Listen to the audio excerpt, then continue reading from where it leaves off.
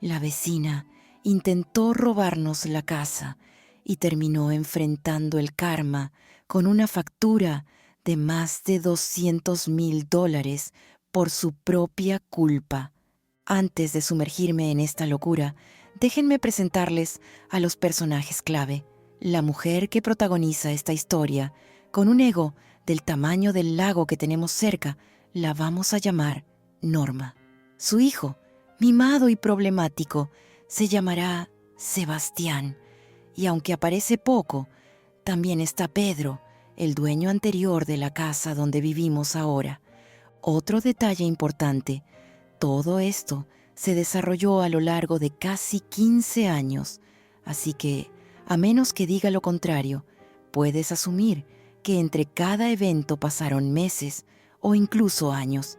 Ahora sí, pongámonos en contexto para que todo tenga sentido. La historia empieza mucho antes de que nosotros siquiera supiéramos que esta casa existía. Resulta que Norma tenía una propiedad bastante amplia, ubicada en una colina, un poco retirada, pero conectada con la única calle que lleva hacia una zona de resorts, casas junto al lago y el muelle más frecuentado del área. Aunque no era una zona inaccesible, sí había propiedades costosas por ahí, y todo el tiempo pasaban personas con bastante dinero. Este detalle ya verán que no es menor. Norma, que claramente tenía recursos y cierta obsesión con el control, decidió dividir su terreno en 4 partes cuando sus hijos crecieron. Le dio una sección a su hija, que para sorpresa de todos, resultó ser una persona razonable, y otra a Sebastián. A ambos les construyó casas según lo que pidieron. En una tercera parte, construyó una tienda de conveniencia, y la última quedó vacía. Por alguna razón que nunca entendimos del todo, quizás para evitar peleas futuras, les entregó las escrituras directamente a sus hijos. Ya se imaginarán hacia dónde va esto. La hija, siendo decente, mantuvo su propiedad en orden. Sebastián, en cambio, bueno, digamos que convirtió la suya en una mezcla entre club nocturno y zona de desastre. Hacía fiestas casi todos los días, hasta la madrugada, y el vecindario entero lo detestaba. La policía ya ni preguntaba qué pasaba cuando llamaban. Sabían que era por Sebastián. Lo peor era que su madre le pagaba absolutamente todo: servicios, multas, impuestos, basura, excepto los impuestos de la propiedad que estaban a su nombre. Y como a él no le importaba nada, nunca los pagaba. Un día, la policía se lo llevó y no volvió más. La casa quedó hecha pedazos, agujeros en las paredes, pisos destruidos, humedad por todos lados. Literalmente era un desastre. Y ahí fue cuando Pedro entró en escena. Pedro era un hombre ya retirado que remodelaba casas como pasatiempo. No era un magnate inmobiliario, simplemente alguien que disfrutaba arreglar propiedades y darles nueva vida. Compraba casas destruidas en subastas, las restauraba con sus propias manos y luego las vendía. Vivía de lo que ganaba con cada venta, guardando un fondo modesto por si las cosas se complicaban entre una casa y otra. Nosotros estábamos buscando nuestro primer hogar, pero con un presupuesto bastante limitado. Cuando vimos una casa publicada en Internet, nos llamó mucho la atención. Era del tamaño justo, estaba en una zona que nos encantaba, cerca del lago donde nos gusta pescar y pasear. Parecía perfecta. El precio no estaba publicado aún, pero igual decidimos pasar a verla. Cuando llegamos, vimos a Pedro trabajando afuera. Nos acercamos, lo saludamos y le preguntamos por el precio. Él nos explicó que todavía estaba arreglándola, que su agente la había publicado antes de tiempo para ir ganando interés, pero que no estaba lista para la venta. Nos quedamos un rato conversando con él. Era un tipo amable, con una energía tranquila y sincera. Le dijimos que, si algún día consideraba venderla en el estado en que estaba, estaríamos interesados. Le comentamos que nos encantaría terminarla por nuestra cuenta y hacer de ese lugar nuestro hogar permanente. Nos agradeció la charla, pero nos dijo que ya tenía algunas ofertas y que planeaba venderla una vez terminada. Aún así, tomó nuestro número y nos prometió llamarnos si cambiaba de opinión. Y lo hizo. Un par de semanas después, Pedro nos llamó. Su hermana se había enfermado y él tenía que viajar para cuidarla. Dijo que ya no tenía tiempo ni cabeza para seguir con la casa, así que, si lográbamos conseguir el dinero, nos la vendería a un precio justo, incluso en el estado en que estaba. Eso sí, nos advirtió que la casa aún no cumplía con los requisitos del código de construcción y que había que ponerse al día rápido. Aceptamos sin pensarlo mucho y empezamos a mover cielo y tierra para conseguir un préstamo.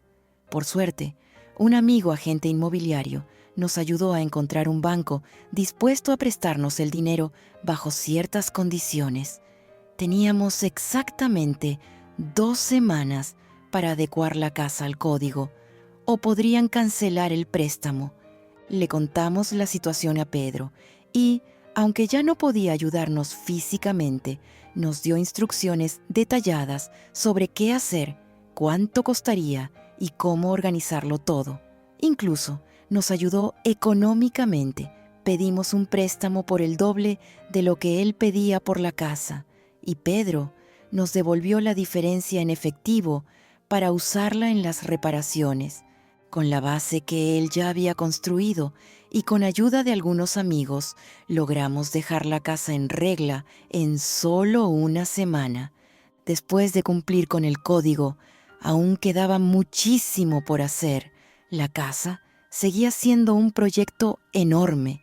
Durante los siguientes meses nos dedicamos a reemplazar pisos enteros, rehacer el cableado, reparar agujeros, eliminar moho y arrancar un papel tapiz espantoso que estaba tan viejo que parecía parte del muro. Le metimos alma, cuerpo y corazón. Finalmente, llegó el momento que tanto habíamos esperado, mudarnos. Aunque todavía había detalles pendientes, ya se sentía como nuestro hogar. Ese lugar, que al principio parecía un caos inhabitable, se había convertido en nuestro refugio. Ni siquiera habíamos terminado de desempacar cuando Norma apareció por primera vez. Pedro, en su momento, nos había advertido sobre ella. Nos dijo que tenía una actitud difícil, que se creía superior a todo el mundo y que había tenido más de un enfrentamiento con él. Pero cuando la conocimos, no parecía tan terrible. Al contrario, fue educada, amable, hasta cálida. Y entonces, justo cuando pensábamos que quizás los rumores eran exagerados, soltó la bomba.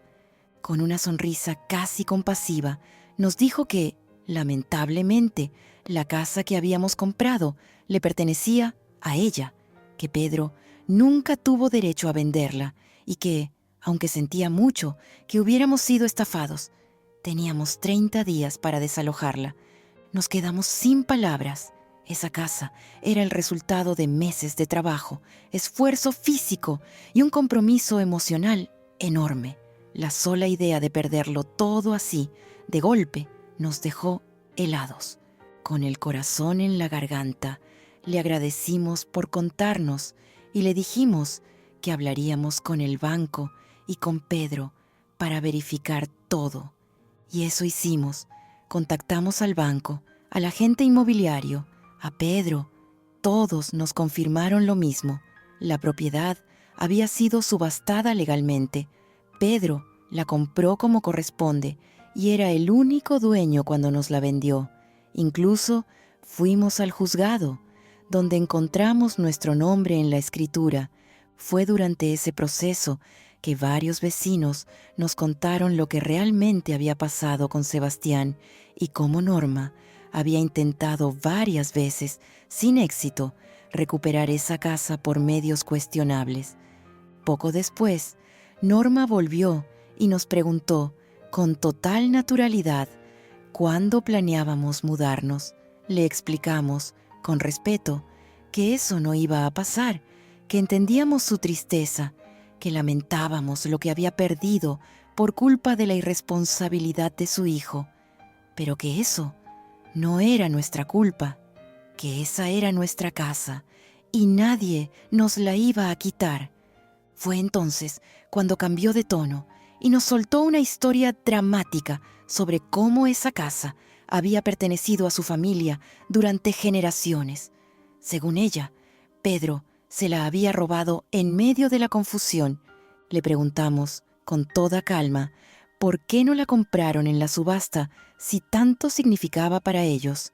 Al fin y al cabo, nosotros la adquirimos por solo $50,000 y Pedro aún obtuvo una ganancia mínima tras todo el trabajo que hizo. Podrían haberla recuperado por casi nada. Su respuesta fue que no pensaban pagar por algo que, en su mente, ya les pertenecía. Intentamos ser razonables. Le explicamos que nosotros también habíamos invertido dinero, tiempo y trabajo en esa casa, y que no íbamos a regalarla por un capricho ni por culpa de los errores de su hijo. Aún así, quisimos encontrar una salida amable al conflicto. Le ofrecimos venderle la casa por $100,000, una oferta más que justa, considerando que ya habíamos gastado unos $30,000 en materiales y que el valor de mercado era más del doble de eso. Incluso, sin decirlo, estábamos dispuestos a negociar y bajar a $90,000 si mostraba buena voluntad. Pero Norma no aceptó. Con una actitud casi burlona, dijo que su contraoferta era de $40,000. Afirmó que nos estaba haciendo un favor al darnos $10,000 más por todo el esfuerzo que habíamos hecho. Según ella, no tenía sentido pagar más por una casa que ya era suya. Cuando le dijimos que solo el precio original había sido $50,000, explotó. Nos llamó mentirosos, nos acusó de robarle y dijo que la casa era una porquería, que no valía ni la mitad. Nos insultó y, lo peor, se atrevió a menospreciar todo lo que habíamos construido, como si fuera basura. Ahí fue cuando se acabó nuestra paciencia. Le pedimos amablemente que se retirara. Le dijimos que ya no era bienvenida en nuestra casa y que, bajo ninguna circunstancia, le venderíamos la propiedad, ni aunque nos ofreciera el doble de su valor. Se fue furiosa, lanzando insultos y amenazas por encima del hombro. Poco después, empezó a correr rumores sobre nosotros por todo el vecindario. Decía que habíamos robado la casa, que habíamos engañado a Pedro, que éramos oportunistas, todo lo que se le ocurría para manchar nuestra reputación. Al principio lo ignoramos. Pensamos que nadie le creería, pero no pasó mucho tiempo antes de que alguien que jamás habíamos visto entrara a nuestro terreno con un arma, gritando que nos fuéramos de la casa que no nos pertenecía. Ese tipo era conocido por algunos como el mediador del vecindario. Era alguien respetado en la zona rural, especialmente entre quienes preferían resolver las cosas sin involucrar a la policía. Se decía que mantenía la paz mejor que cualquier oficial, y aunque su estilo no era precisamente amigable, la mayoría confiaba en él. Vivimos justo en el límite entre la zona tranquila, donde habitan principalmente personas mayores, y una más aislada, con una reputación menos legal. Por las descripciones que habíamos escuchado, asumimos que ese era él. En vez de enfrentarnos, decidimos invitarlo a conversar. Le dijimos que si quería venir a hablar, podía hacerlo con total libertad. Le ofrecimos una cerveza y le dijimos que podía traer su arma si eso lo hacía sentir más cómodo, aunque también le aclaramos que nosotros también estaríamos armados. Aquí, eso no es una amenaza, es simplemente parte de la cultura. Para nuestra sorpresa, aceptó. Se sentó con nosotros, compartimos unas cervezas y le explicamos todo desde el principio, con pruebas en mano. Él escuchó atentamente. Al cabo de un rato, soltó un suspiro, nos dio la razón y se disculpó.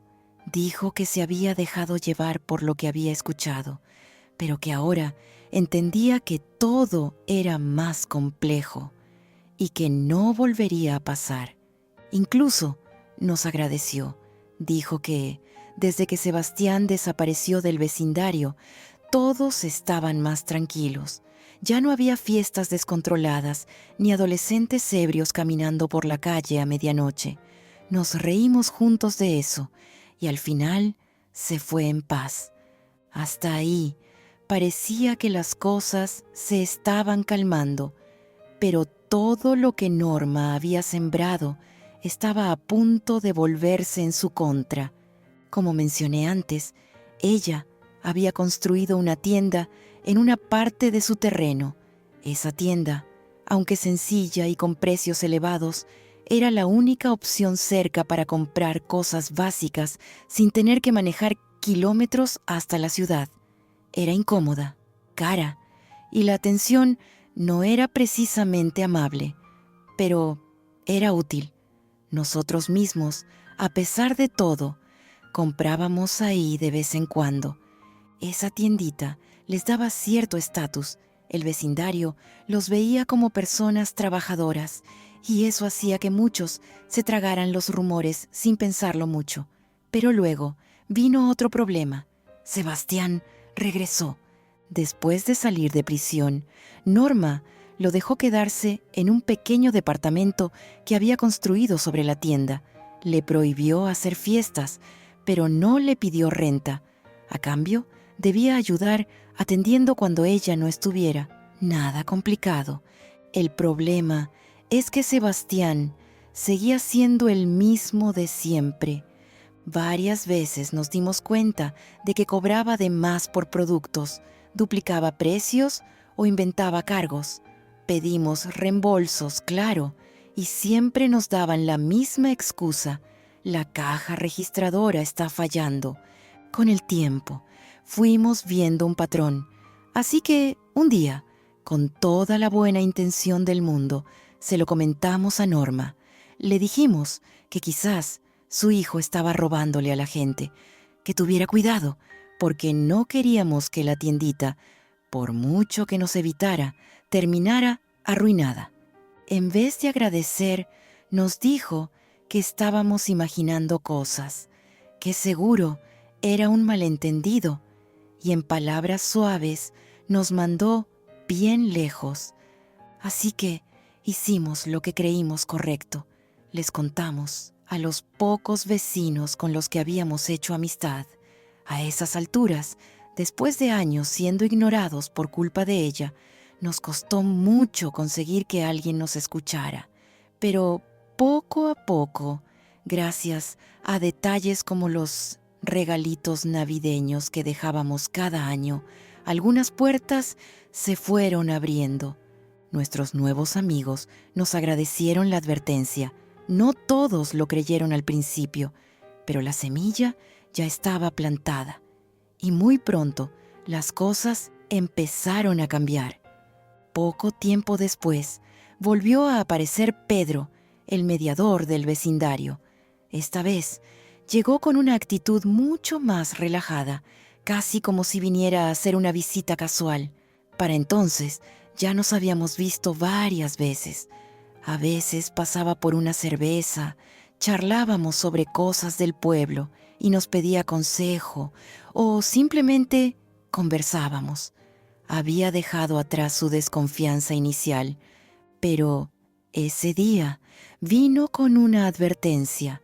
Nos dijo que había escuchado que estábamos esparciendo rumores sobre la tienda, que había hablado con Norma y Sebastián y que, según ellos, todo era un malentendido técnico con la caja registradora. Nos pidió que, si no queríamos problemas, dejáramos de contarle a la gente cosas que podrían no ser ciertas. Le dijimos que entendíamos su preocupación y que no queríamos causar conflictos. Nos disculpamos si habíamos dado esa impresión. Le explicamos que solo intentábamos proteger a quienes nos importaban y que no buscábamos armar líos. Aceptó la disculpa, aunque su mirada dejaba claro que aún dudaba un poco. Así que decidimos soltar el tema por completo. Dejamos de comprar en la tienda, a menos que fuera absolutamente necesario. Pero lo curioso de los rumores es que, una vez que están allá afuera, es difícil detenerlos. Y aunque nosotros habíamos dejado de hablar, los vecinos comenzaron a prestar más atención. Poco a poco, los vecinos empezaron a revisar sus recibos y una tras otra, las sospechas se fueron confirmando. Algunos notaron cobros duplicados, otros precios que no coincidían con lo que decía el estante. Las historias comenzaron a repetirse y la verdad ya no podía esconderse. Entonces, un día, el mediador se dio cuenta de todo. Lo escuchamos desde nuestra casa, gritándole a Sebastián frente a la tienda. Norma también estaba ahí. Fue uno de esos momentos que no necesitas ver para disfrutar. Bastaba con oírlo. Pero no se quedó solo en gritos. Ese mismo día, el mediador fue de casa en casa. Tocó cada puerta y le contó a todos exactamente lo que Sebastián había estado haciendo. Llevaba consigo un montón de recibos para mostrar pruebas y cuando él hablaba, todos escuchaban. Si había alguien más respetado que Norma en el vecindario, era él. En menos de un día, destruyó por completo la reputación del negocio. Nadie volvió a comprar ahí. Durante el verano, los turistas aún pasaban por la tienda, sin saber nada. Pero en invierno, cuando la comunidad local era el único sustento, las ventas desaparecían. Después de 2 inviernos perdiendo dinero, se vieron obligados a cerrar temporalmente en cada temporada fría. Eso significaba botar casi todo el inventario cada otoño y volver a llenar los estantes en primavera. Un desastre financiero. 3 años más tarde, cerraron la tienda para siempre. El cierre de la tienda fue un punto de inflexión. Con su reputación por el suelo, Norma ya no tenía esa fachada de vecina ejemplar que tanto le había servido para aislar a otros. Por primera vez en años, el vecindario empezó a tratarnos como iguales. La gente nos saludaba, se detenía a charlar, incluso nos invitaban a reuniones. Ya no éramos los extraños que habían robado una casa, sino los vecinos que habían aguantado demasiado y, aún así, seguían siendo amables. Pero lo de la tienda fue solo el principio de su caída. Norma tenía una costumbre que ya nos tenía cansados. Se entrometía en todo. No podíamos salir al jardín sin que apareciera casualmente a regar plantas, recoger algo del césped o pasear al perro. Siempre tenía una excusa para estar mirando. No teníamos nada que ocultar, pero tampoco queríamos ser observados todo el tiempo. Estábamos planeando instalar una pequeña piscina inflable y un jacuzzi portátil en el patio trasero. Algo sencillo, pero que requería privacidad. Por eso decidimos poner una cerca, y como aún queríamos mantener cierta cordialidad, fuimos a avisarle a Norma con antelación. Le dijimos que íbamos a instalar una, pero que queríamos hablar sobre los detalles, color, estilo, para que no le pareciera una molestia visual. Su respuesta fue un rotundo no. Dijo que no quería una cerca ahí. Le respondimos con calma que de todas formas íbamos a ponerla, pero que queríamos ser respetuosos y ofrecerle participación en el diseño por simple cortesía. Para evitar problemas sobre los límites del terreno, planeamos instalarla justo un pie hacia adentro de nuestra propiedad, a lo largo de la línea divisoria. No queríamos conflictos ni malos entendidos. Esto ocurrió antes de que Sebastián saliera de la cárcel.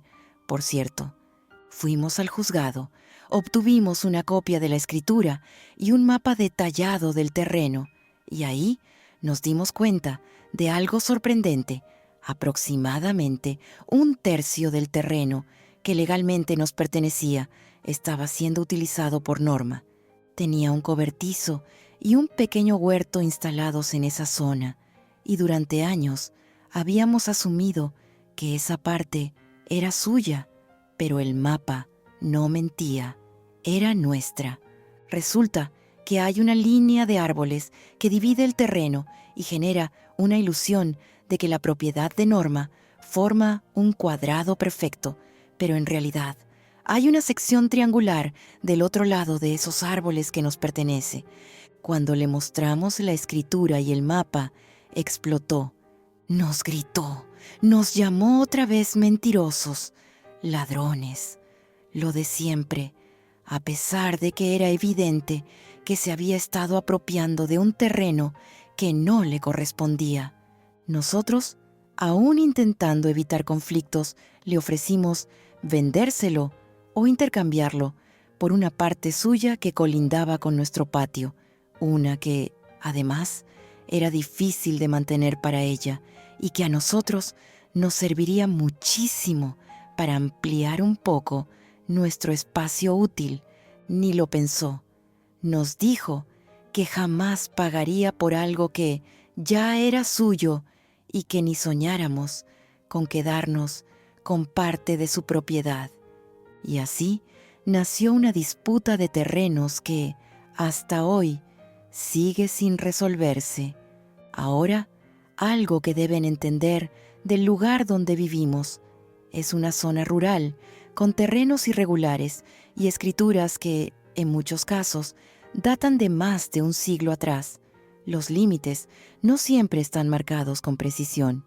Muchas propiedades se describen con frases como desde el roble grande hasta la piedra del arroyo, y muchas de esas referencias naturales ya no existen o nunca fueron tan claras. Por eso, las disputas por terrenos aquí no son raras y tampoco baratas. Un simple error de unos pocos metros puede costar muchísimo dinero, sobre todo si se trata de terrenos que han subido de valor. Por eso, nuestro estado tiene leyes extremadamente estrictas para topógrafos. Si uno de ellos entrega un informe incorrecto, incluso sin mala intención, puede perder su licencia para siempre, ser multado y verse obligado a reembolsar a todos sus clientes anteriores. Si se descubre que hubo soborno, las consecuencias son aún peores, y como puedes imaginar, eso hace que los topógrafos tengan mucho miedo de involucrarse en disputas. Cuando descubrimos la invasión de Norma a nuestro terreno, intentamos contratar a un topógrafo para tener un respaldo legal, pero fue imposible. Cada vez que alguien aceptaba venir, ella se presentaba casualmente durante la visita y dejaba caer comentarios como «ya se hizo un estudio aquí» o «hay una disputa en curso». Con eso, bastaba para espantar al profesional. Y por si fuera poco, las marcas que había puesto el banco en el terreno cuando compramos la casa desaparecieron misteriosamente antes de que nos mudáramos. Muy conveniente, ¿no? Norma sí logró contratar a uno, y no sabemos si lo sobornó o simplemente le dio información sesgada, pero su informe coincidía exactamente con su versión de los límites. Bueno, casi. Hubo un pequeño error que no le gustó y seguro omitió mencionarlo. Según ese informe, nuestra propiedad llegaba a apenas un pie de su casa. Nos reímos mucho con eso, claro, pero el problema real era el terreno que ella seguía usando como si fuera suyo. A este punto, conseguir un topógrafo dispuesto a intervenir costaría más de lo que vale el pedazo de tierra en disputa. Y aunque estamos ahorrando para hacerlo en el futuro, por ahora tuvimos que dejarlo en pausa. Y entonces llegó el clímax de toda esta historia. Todo explotó hace apenas unos meses, cuando una tormenta bastante fuerte azotó la zona. Uno de los árboles más grandes cayó durante la noche. Estaba justo en la parte del terreno en disputa, cerca del borde del camino. Cuando cayó, no solo aplastó parte del jardín de un vecino que vive frente a nosotros, sino que también destruyó por completo un auto deportivo nuevo que justo pasaba por ahí. Por suerte, nadie salió herido, pero el daño fue impresionante. Tomó varios días limpiar todo, y justo cuando estábamos respirando tranquilos, llegó por correo una factura, más de $200,000. Así es, una cantidad que superaba el valor de nuestra casa entera, con terreno incluido. Todo eso por los daños causados por ese árbol. Un paréntesis necesario. En nuestro estado, los seguros de hogar no cubren los daños que tu propiedad le cause a otra persona. Es decir, si un árbol de tu terreno cae sobre algo que no es tuyo, como la calle, una casa vecina o un auto, tú eres responsable. Y si se puede demostrar que el árbol estaba viejo o dañado y que no lo retiraste a tiempo, el reclamo es totalmente válido. Así que, al recibir esa factura, entramos en pánico. Pero también sabíamos algo importante. Ese árbol no estaba en nuestra propiedad.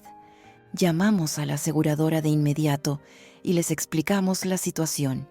Les dijimos que el árbol estaba en una franja que no nos pertenecía, según nuestra escritura. Nos pidieron pruebas y dijeron que investigarían. Una semana después nos llegó otra carta. Esta vez incluía un plano marcado con el árbol en rojo. Según ellos, y el informe que tenían, ese árbol estaba claramente dentro de nuestra propiedad. Nos daban 30 días desde la primera notificación para pagar el total, o nos llevarían a juicio. Para ese punto, nos quedaban poco más de 2 semanas. Volvimos a llamar. El agente de la aseguradora nos atendió con tono cortante. Básicamente nos dijo, en palabras más elegantes, pero con el mismo mensaje, que solo alguien muy ingenuo pensaría que ese árbol no era nuestro, que incluso si el plano estaba ligeramente equivocado, nadie creería que el error fuera tan grande. Así que hicimos lo único que podíamos hacer. Le dimos el contacto del topógrafo que había contratado Norma. El agente de la aseguradora se quedó en silencio unos segundos cuando le dimos el nombre del topógrafo. Luego dijo que lo contactarían y seguirían con la investigación, pero también nos recordó, con ese tono de advertencia suave, que el reloj no se detenía. Si no había una resolución clara en 2 semanas, seríamos nosotros quienes tendríamos que pagar. Y entonces no volvimos a saber de ellos. Pasaron los días y no llegó ninguna carta, ninguna llamada, ningún nuevo reclamo. Decidimos llamar nosotros para averiguar qué estaba pasando. Esta vez el agente sonaba satisfecho. Nos dijo que no podía revelarnos demasiados detalles por razones legales, pero sí confirmó que alguien más también había rechazado la responsabilidad del terreno. Norma. Ella también había dicho que ese árbol no estaba en su terreno, y el topógrafo, fiel a su informe anterior, confirmó lo mismo, que ese pedazo de tierra no era suyo. Pero aquí viene lo interesante. Como nosotros no estábamos discutiendo el informe porque sabíamos que era falso, pero dejarlo así jugaba a nuestro favor, y como el informe lo había pagado y solicitado Norma, la aseguradora no tenía ninguna razón para dudar. Para ellos, el estudio era válido y la responsabilidad caía totalmente sobre ella. No podían darnos más información, pero con eso bastaba. No sabemos cómo lo resolvió. Nunca nos enteramos si lo pagó de golpe, con ahorros, o si vendió algo. Pero lo cierto es que no perdió propiedades, y por la manera en que se comportó después, creemos que sí tenía cómo cubrirlo. Desde entonces, no hemos vuelto a mencionar el tema de la disputa del terreno. Seguimos considerando contratar a un topógrafo honesto para dejar todo claro, pero ahora más por principio que por otra cosa. Porque al final, gracias a su terquedad, Norma terminó siendo la única responsable de los daños. Pagó el precio por seguir insistiendo en que un terreno que no era suyo, sí lo era. Y cada vez que nos cruzamos en la calle, su mirada lo dice todo: rencor, frustración y una rabia contenida que parece no tener salida. Mientras tanto, nosotros solo seguimos con nuestras vidas, tranquilos, en paz, mirando cómo, poco a poco, su mundo se desmorona por decisiones que ella misma tomó. A estas alturas, Norma podría intentar volver a manchar nuestra imagen con chismes, pero ya nadie le cree. Desde que se descubrió todo lo que Sebastián hacía en la tienda y que ella lo permitió, su palabra dejó de tener peso en el vecindario. Hoy, la mayoría de nuestros vecinos nos saluda con gusto. Algunos nos invitan a sus reuniones y hasta los más reservados nos tratan con cordialidad. Ya no somos los que se robaron una casa, sino los que resistieron años de abuso y nunca respondieron con odio. Norma, en cambio, está atrapada en la misma telaraña que tejió, aislada, desconfiada y sin aliados. Y por si eso fuera poco, antes de instalar una cerca física, decidimos colocar una cerca invisible para nuestros perros. Es un cable delgado que se entierra bajo tierra y que funciona con un collar especial. Cuando el perro se acerca, el collar emite un pitido. Si sigue avanzando, recibe una pequeña descarga, muy leve, apenas perceptible, solo para que se detenga. No estábamos muy convencidos al principio. Uno de nosotros, incluso, se puso el collar y cruzó la línea del cable para probarlo. Era molesto, pero no doloroso, lo suficiente como para que nuestros perros aprendieran a mantenerse dentro del terreno sin necesidad de estar encerrados todo el día. Enterramos el cable bien adentro, alejándolo lo más posible del límite con la propiedad de Norma. No queríamos que los perros ni siquiera se acercaran. Pero Norma pensó que ese cable era una marca, que estábamos señalando el terreno para poner una cerca tradicional, y, en uno de sus muchos intentos por molestarnos, pasó su cortadora de césped justo sobre el cable. Y aquí viene lo mejor: era una cortadora eléctrica. El cable de la cerca hizo cortocircuito con la máquina. Los componentes eléctricos se quemaron. La cortadora quedó completamente inservible. No vino a reclamarnos, ni a pedirnos que pagáramos una nueva. Supongo que sabía perfectamente cuál iba a ser nuestra respuesta. Intentó lanzar sus clásicos rumores, pero esta vez nadie los escuchó. La lección fue clara. Cuando actúas con malicia, el daño termina regresando a ti. Y nosotros seguimos aquí, en la casa que construimos con esfuerzo, rodeados de vecinos que ahora sí nos conocen por quienes realmente somos, viviendo tranquilos, viendo cómo el incendio que Norma encendió termina por consumirla solo a ella.